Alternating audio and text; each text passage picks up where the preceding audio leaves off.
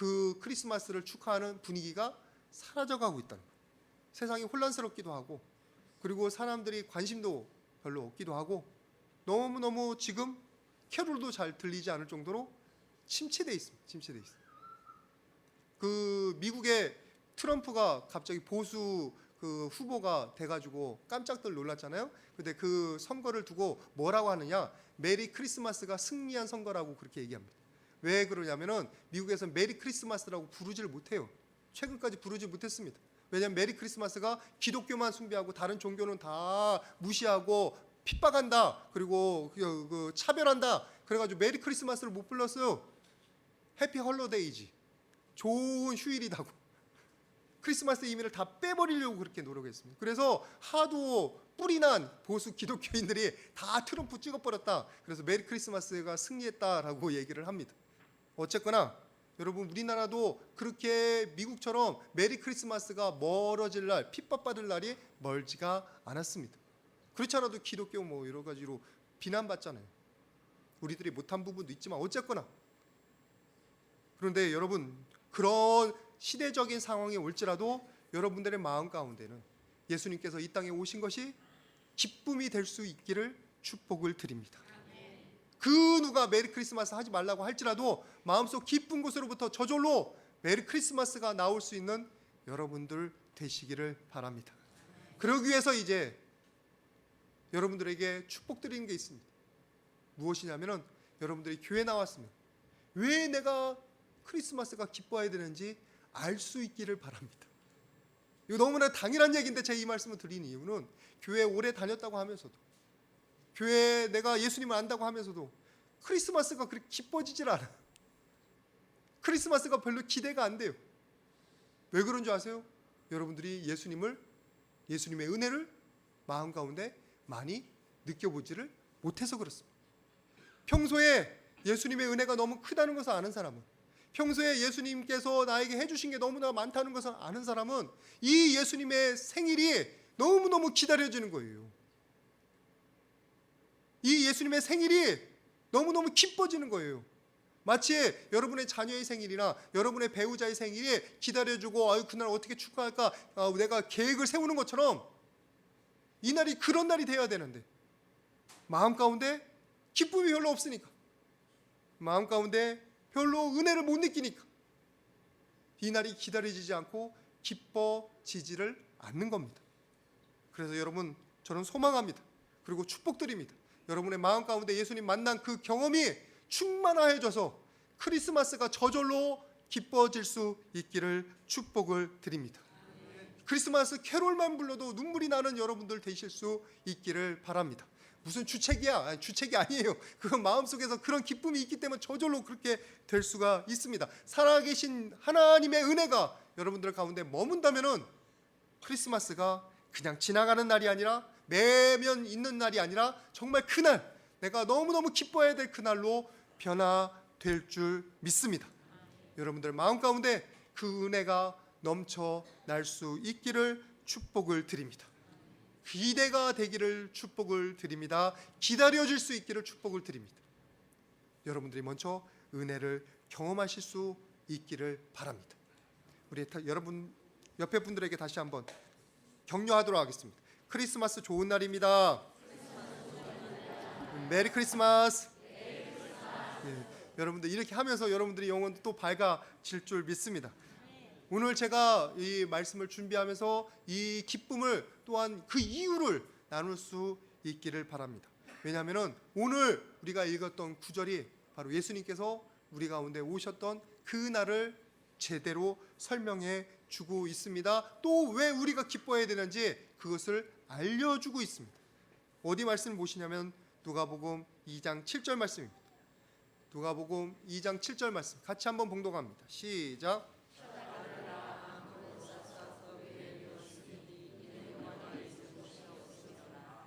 예수님께서 태어나셨는데 산부인과가 아닙니다. 좋은 시설이 아닙니다. 무슨 안방이 아니에요. 어디에서 태어나셨다고요? 마구간 구유에서 태어나셨어요. 구유. 그렇다고 뭐 완전히 여기 떨어져 있는, 안집은 저기에 있고 여기 떨어져 있는 그런 마구간은 아닐지도 몰라요. 왜냐하면 이때 팔레스타인에는 한쪽에는 방이 있고요, 한쪽에는 구유가 있고 그런 집들이 몇 채가 있었습니다. 그런 데에서 태어났을지도 몰라요. 어쨌거나 중요한 것은 방이 아니라는 거예요. 허름한 곳에 태어나셨다는 거예요. 그것도 짐승들의 여물을 두는 그 구유에서 태어나셨다는 거예요. 여러분들 혹시 태어나실 때 이렇게 뒷골목에서 태어나신 분이 계십니까? 예. 또는 말구유에 누워보신 적이 있으신 분 계십니까? 아무리 가난하고 아무리 비참해도 이렇게 태어난 사람은 드뭅니다. 당시에 이렇게 할 수밖에 없었던 그런 시대적인 상황이 있습니다. 예수님께서 오셨을 때 당시는 로마 치하였습니다. 로마 치하. 이스라엘이 독립한 게 아니라 로마라는 다른 나라가 그 이스라엘을 다스리는 때였어요. 그래서 막 여러 가지 곡물과 곡식과 재산들을 찬탈해갈 때요. 마치 일제 강점 시대처럼 우리 나라 좋은 것을 다 가져갔잖아요. 저 호남에 좋은 쌀은 다 일본으로 가져갔잖아요. 그래서 우리나라가 국부가 없잖아요. 국부가 나라에 부가 별로 없잖아요. 그때 다 뺏겨가지고 좋은 문화유산도 지금 다 가 있잖아요. 당시에 이스라엘도 그런 때예요. 그런 때. 그러나 너무너무 힘든 때예요. 근데 거기다가 뭐까지 있느냐? 난리가 났는데 이 난리입니다.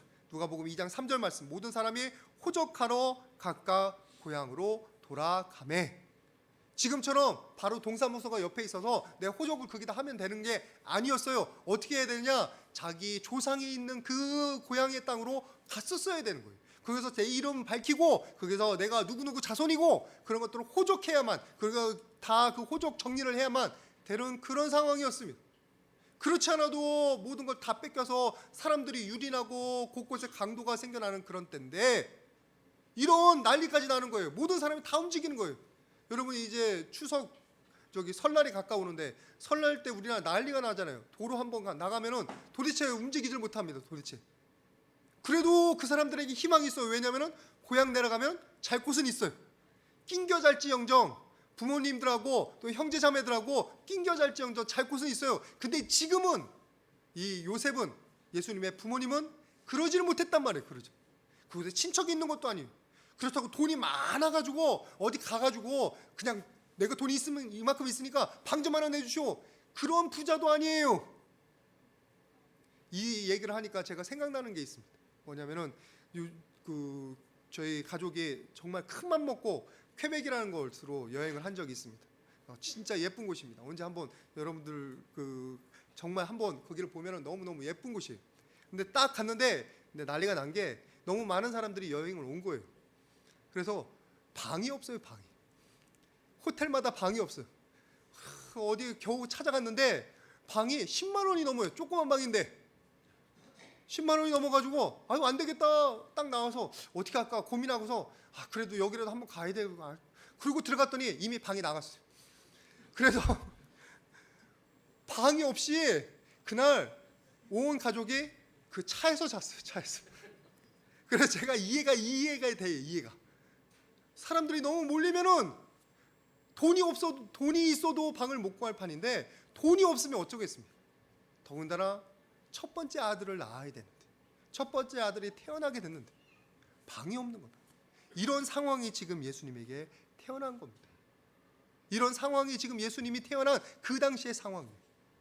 누가 부모님이 그것을 원했겠습니까? 좀 좋은 데서 하고 싶죠. 아무리 집에 돈이 없어도 요즘 첫 번째 아기가 태어나면은 다 새 것으로 해주고 싶은 마음이 부모의 마음이에요. 하다못해 이거 유모차라도 좀 비싼 거, 요즘 되게 비싸요. 비싼 거라도 하나 해가지고 그래도 위로받고 싶은 거예요. 위로해주고 싶은 거예요. 그런데 그러지를 못했다는 거예요. 그러니까 부모의 마음이 어떻겠습니까? 더군다나 예수님이 누구시라고요?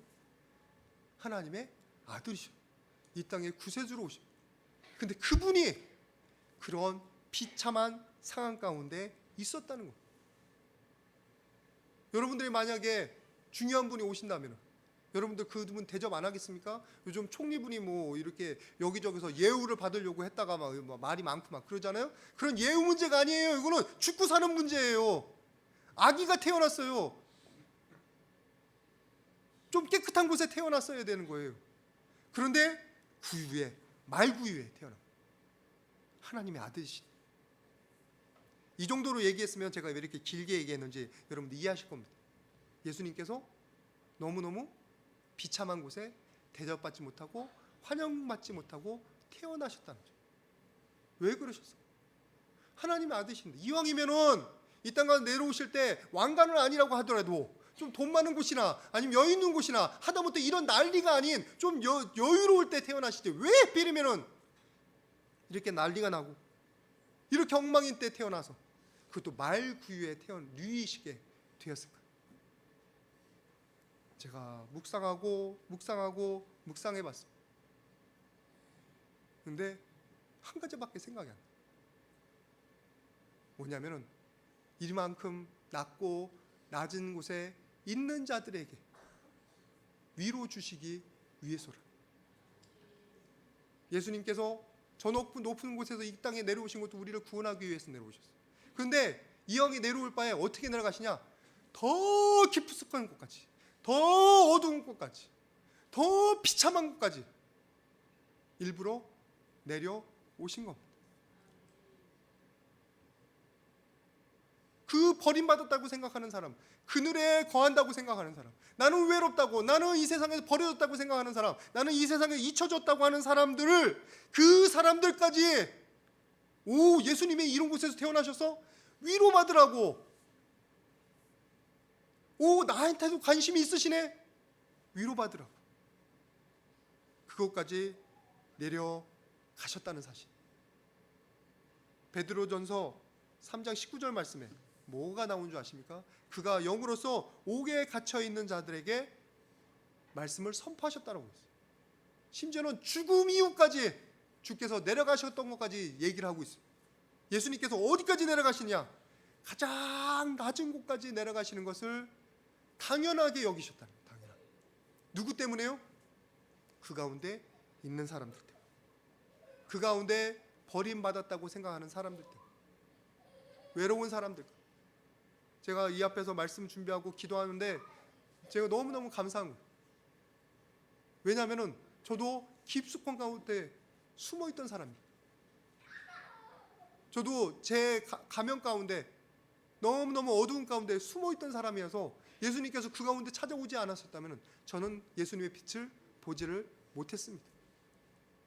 네, 감사하게도 예수님께서 그 낮은 곳, 그 습한 곳까지 찾아오셔서 홍순아, 내가 너를 사랑한다, 홍순아, 내가 너를 위해서 십자가 졌다 라고 말씀을 하시는 거예요.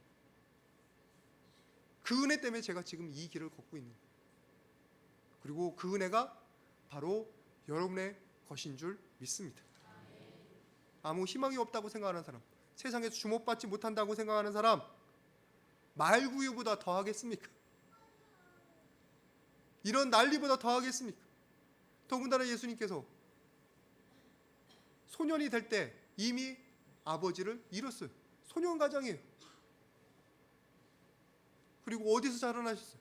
저 버려진 땅, 저 잊혀진 땅, 나사렛에서 태어나셨어요. 나사렛. 왜 그러셨어요?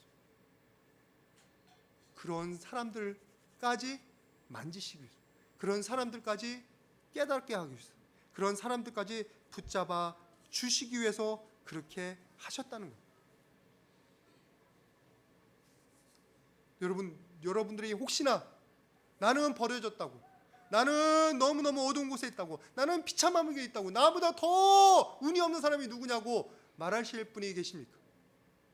예수님의 모습을 보시면서 여러분의 모습과 비교해 보시기를 바랍니다. 혹시나 여러분이 예수님보다 좀 낫다면 여러분 어떻게 하시냐면 입을 딱 잠그시고 주여 감사합니다 라고 고백하실 수 있기를 바랍니다. 예수님 앞에서 누가 얘기를 하겠습니까? 더 얘기할까요? 여러분들은 그냥 죄 가운데 태어나서 이 모양 이 꼴이라고 할 수 있지만 예수님은 어디에 계시던 분이에요? 저 높은 하늘 하나님의 보좌에서 앉으셨던 분이에요. 근데 그분이 이 낮고 낮은 땅에서 구유에까지 낮아지신 것입니다. 누가 더 낮아지겠습니까? 누가 더 비참합니까? 누가 더 암울합니까? 여러분, 예수님의 모습을 보시면서 예수님께서 여러분들을 만지시는 것을, 여러분들을 위하시는 것을 깨달아 주시기를 축복드립니다. 어떤 분들이 그러셔요. 제가 신방을 가면은 목사님 바쁜데 여기까지 오셨냐고 그러신 분들, 예, 그렇게 말씀해 주시고 그렇게 대접해 주시고 대우해 주시는 거 너무너무 감사합니다. 그런데 저는 당연히 가야 합니다. 왜 그런 줄 아세요? 저희 주님이신 예수님은 더 심한 곳에서, 더 바쁘신 곳에서, 더 힘든 곳에서 이 낮고 낮은 저에게 오셨으니까. 그러면 저는 기쁨으로 가는 거예요. 여러분, 저에 대해서 감사하지 마시고 누구에 대해서 감사하셔야 되냐면 예수님에 대해서 감사하셔야 돼요. 예수님께서 더 낮고 더 낮은 곳까지 내려오셨습니다. 이게 누구를 위한 거라고요? 여러분을 위한 거예요. 여러분을 위한 거예요. 하나님의 아들이신 예수님께서 여러분 때문에 그 낮고 낮은 땅에 오신 것을 깨달으실 수 있기를 바랍니다. 그리고 그것 때문에 위로 받으실 수 있기를 바랍니다. 어떻게 이 사망의 음침한 골짜기를 누가 알아주랴? 누가 나와 함께 있으랴? 아니요, 하나님이 함께 하십니다.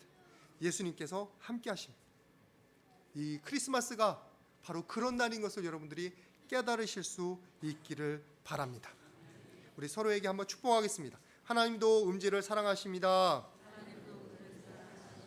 예수님께서 그곳까지 내려오셨습니다.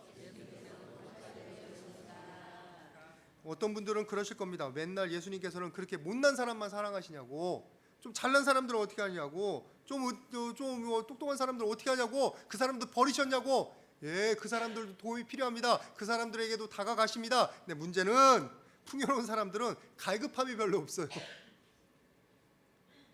좀 괜찮다고 사는 사람은 예수님을 필요를 못 느껴요. 필요를.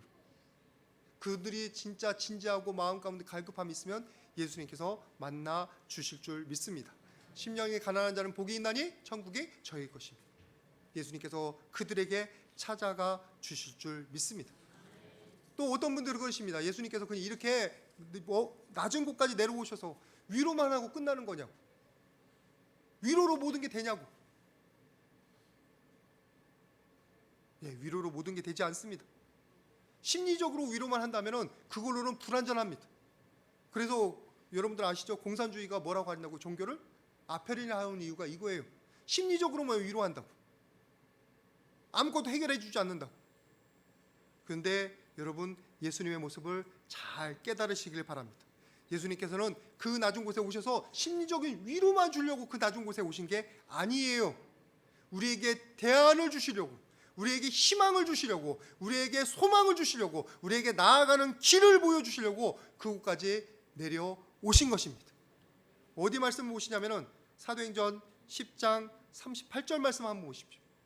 사도행전 10장 38절 같이 한번 봉독하겠습니다. 시작.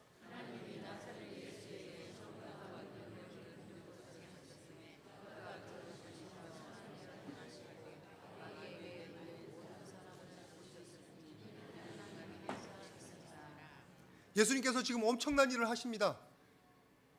어디서 태어나셔서요? 말구에서 태어나셔서 나사렛 동네에서 자라나셨고 소년 가장으로 자라나셨어요. 근데 그분이 뭘 하신다고요? 인류 구원의 일을 하고 계십니다. 다른 사람을 위하고 계십니다. 선한 일을 하고 계십니다. 특별히 예수님께서는 특별한 교육을 받지도 않으셨어요. 여러분 아십니까? 지금 학교 시스템이 잘 돼 있지만 그때는 학교 시스템이 많지는 않았어요. 그래도 교육 시스템이 있었어요. 그런데 그 사람들이 보기에 예수님이 뭐라고 돼 있느냐? 요한복음 7장 15절 말씀에 이렇게 돼 있습니다. 유대인들이 놀랍게 여겨 이르되 이 사람은 배우지 아니하였거늘. 왜 안 나오네? 나와야 되는데. 요한복음 7장 15절에 유대인들이 놀랍게 여겨 이 사람은 배우지 아니하였거늘 어떻게 그를 아느냐 하니. 예수님께서 일반 교육 시스템, 그 랍비라고 하는 선생님이 있는 곳에서 교육받지 못했다, 성경 교육 시스템을 받지 못했다, 이런 얘기예요. 서당에 가지 못했다는 거예요. 한마디로 성균관에 가지 못했다는 얘기예요. 예수님께서는 그 낮고 낮은 곳에서 아무 특별한 특권도 없이, 아무런 도움도 없이 놀라운 인류 구원의 사역을 이루고 계십니다. 우리에게, 이 육신 가운데 거하는 사람들에게 어떻게 영적인 일을 할 수 있는지를 직접 보여주고 계신 것입니다. 곳에서 어떻게 하면은 밝음 가운데 어떻게 하면 선한 일을 이룰 수 있는지를 예수님께서 직접 몸으로 보여주고 계십니다. 여러분들 이해가 잘 안 되시는 것 같은데 같이 한번 말씀 보도록 하겠습니다. 고린도전서 15장 42절 말씀 같이 한번 보겠습니다. 고린도전서 15장 42절 시작.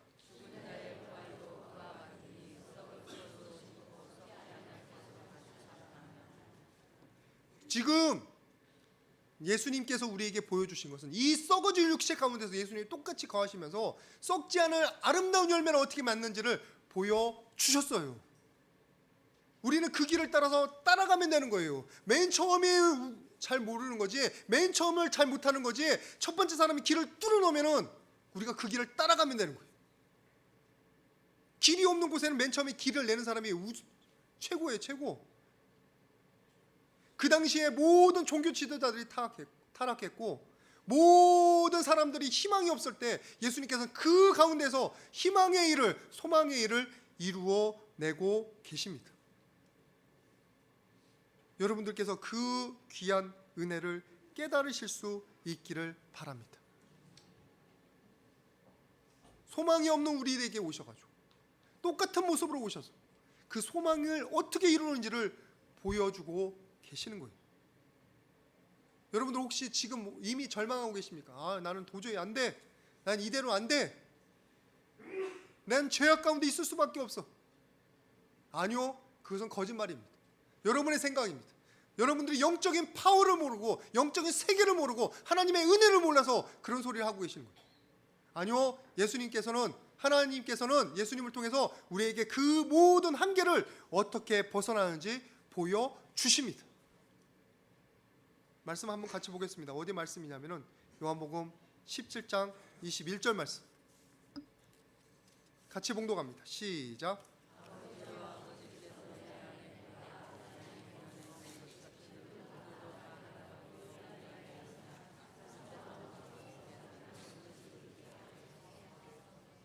여러분들이 하나님 안에 있을 수 있습니까? 예전은 아니에요. 근데 이제는 있을 수 있습니다. 왜요? 예수님이 보여주셨으니까. 예수님께서 허락해 주셨으니까. 예수님께서 그렇게 할 수 있는 법을 보여주셨으니까. 그래서 우리가 지금 그 예수님과 함께 승리할 수 있는 겁니다. 예전에는 특별한 사람만 이적을 행했지만 이제는 예수님을 믿는 모든 사람들이 성령의 충만함으로 이적을 행할 수도 있습니다. 예수님을 믿는 사람들은 그 안에 성령께서 함께 하셔서 모든 죄악들을 이길 수 있는 능력이 생기기 시작하는 거예요. 여러분 사도행전 2장 말씀 보시면 다 알 수 있잖아요. 그 두려움에 떨던 그 사도들이 성령이 임하시니까 담대함으로 나아가서 방언을 얘기하고 3,000명, 5,000명을 주님께로 인도하는 거예요. 다윗도 기름 부음 받기 전에는 그냥 일반 목동에 불과했는데 기름 부음 받으니까 성령에 감동된지라 그랬어요. 하나님의 영에 감동된지라. 그 다음부터 하나님께서 하시는 일이 골리앗을 죽이고 한 나라를 세워가는 일을 다윗을 통해서 하십니다. 여러분 우리는 못해요. 우리에게 희망이 없어요. 그러나 예수님이 가신 그 길을 따라서 성령과 함께라면, 하나님과 함께라면 그 일을 능히 할 수 있을 줄 믿습니다. 그걸 예수님께서 우리에게 몸소 보여주신 거예요. 그래요. 여러분들이 이제는 좀 희망을 가지실 수 있기를 바랍니다. 예수님께서 단순히 그냥 위로만 하시는 게 아니라 우리 안에 역사하셔서 우리로 하여금 선한 열매를 맺게 하시는 거예요. 기도를 방법을 통해서라든지 아니면 금식을 통해서라든지 성령의 역사를 통해서라든지 여러분들이 그것을 매일마다 경험하실 수 있기를 바랍니다. 그냥 비참한 환경에 있다고 포기하지 마시고 나는 이렇게 태어나서 이 모양 이 꼴이야 라고 포기하지 마시고 여러분을 향한 하나님의 놀라운 계획이 기다리고 있음을 꼭 깨달으실 수 있기를 바랍니다. 그것이 지금 역사하시는 거예요. 예수님을 바라볼 때마다 여러분 안에 역사하시는 거예요. 우리 스스로를 한번 축복했으면 좋겠습니다. 예수님 따라하자. 그럼 나도 할 수 있다. 여러분들 하실 수가 있습니다. 여러분들도 이룰 수가 있어요.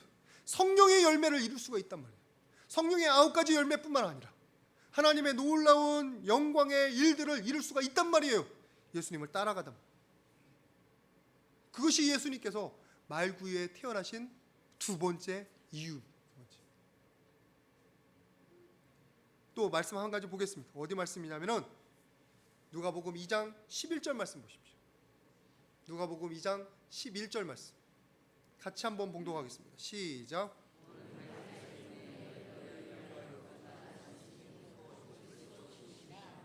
지금 그리스도 주께서 태어나셨다고, 메시아께서 태어나셨다고 예언을 하는데 그 다음 절에 뭐라고 나오는지 아십니까? 너희가 가서 강보에 쌓여 구유에 누워있는 아기를 보리니.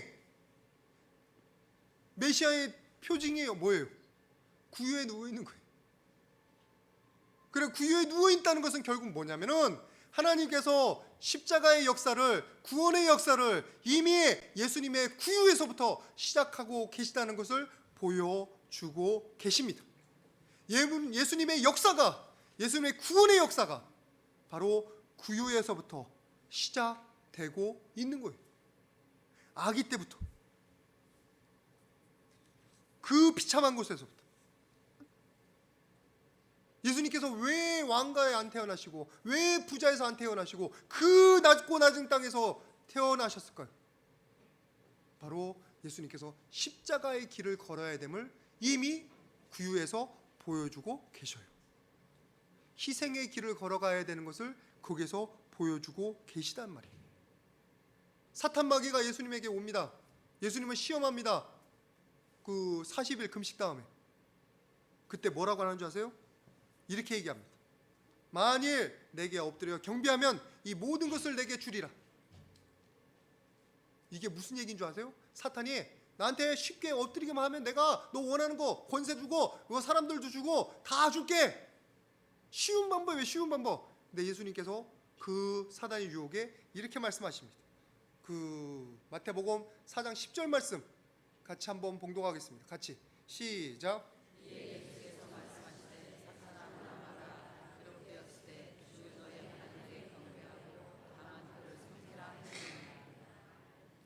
예수님은 쉬운 길을 다 버리고 사탄의 유혹을 다 버리고 뭐를 따라가시냐? 하나님을 섬기며 십자가의 길로 묵묵히 따라가시는 거예요.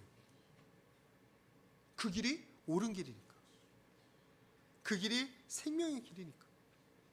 어떤 분들은 그래요. 교회 와서 왜 좀 더 광고하고, 왜 좀 더 싸우고, 왜 좀 더 능력을 발휘하고 권력 다툼을 하고 막 여기 사람 사회적으로 안 하냐고.